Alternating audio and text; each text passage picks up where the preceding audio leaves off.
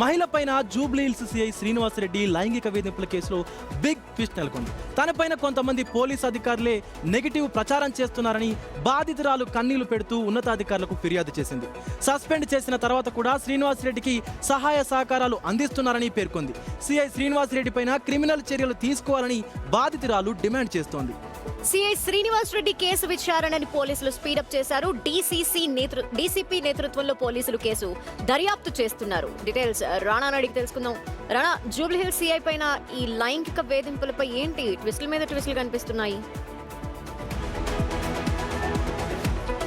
Good afternoon Dhanalakshmi and Vijay. ఎందుకంటే CI అమీన్పూర్లో పనిచేసినప్పుడు అక్కడ తన భర్తతో గొడవల కారణంగా కేసు పెట్టడానికి ఆ మహిళ అప్పుడు వచ్చింది. అప్పుడు పరిచయం పెట్టుకున్నాడు. అప్పుడు పరిచయం అంటే ఇప్పటి వరకు కూడా సో ఆమె మోసం చేసి ఇప్పటి వరకు దాదాపు 1 కోటి నుంచి 2 కోట్ల వరకు కూడా వసూలు చేశారనేది కూడా చెప్తున్నారు. దాంతోపాటు వాళ్ళిద్దరూ చనువుగా ఉన్నటువంటి ఆ ఫోటోలు కానీ వీడియోలన్నీ కూడా తీసుకొని బ్లాక్మెయిల్ చేశారు. ఆ బ్లాక్మెయిల్ చేసిన దానికి ఇంతవరకు కూడా నేను డబ్బులు ఇచ్చాను, దానివల్ల నన్ను చాలా రకాలుగా కూడా వేధిస్తున్నాడంటూ కూడా డీజీపీకి ఇక్కడ ఆ మహిళ పైన బాధితురాలు పైన పోలీసు అధికారులే నెగిటివ్ ప్రచారం చేస్తున్నారంటూ ఆవిడ చెప్తోంది. ఆ పోలీసు అధికారులు ఎవరనేది తెలిసిందా? అధికారులు ఏం చెప్తున్నారు?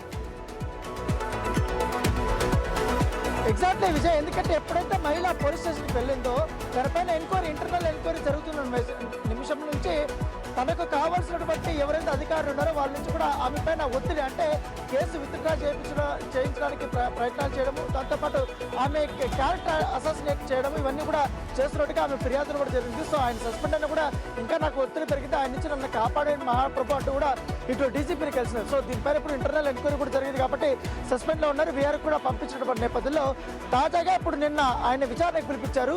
ఆయన చెప్తుంది ఏంటంటే నన్నే ఆమె బ్లాక్మెయిల్ చేస్తుంది, నా దగ్గర నుంచి పెద్ద ఎత్తున అమౌంట్ డిమాండ్ చేస్తున్నట్టు కూడా తన వర్షం తను చెప్తాడు. అయితే ఆమె మాత్రం స్క్రీన్ షాట్స్తో పాటు ఆమె ఏ అకౌంట్లోకి డబ్బులు పంపించింది, వాయిస్ రికార్డ్స్, దాంతోపాటు వీడియో రికార్డ్స్ అన్నీ కూడా పోలీసులకు అయితే ఇచ్చింది. సో ప్రస్తుతం అయితే ఎంక్వైరీ జరుగుతుంది. సో చూడాలి. ఎందుకంటే మొన్నటి వరకు ఉదయ కృష్ణారెడ్డి జరిగింది, ఇప్పుడు సిఐ శ్రీనివాస్ రెడ్డికి సంబంధించి జరిగింది, మొన్నటి వరకు కూడా మలక్పేట సిఐ కూడా జరిగింది. సో చూడాలి.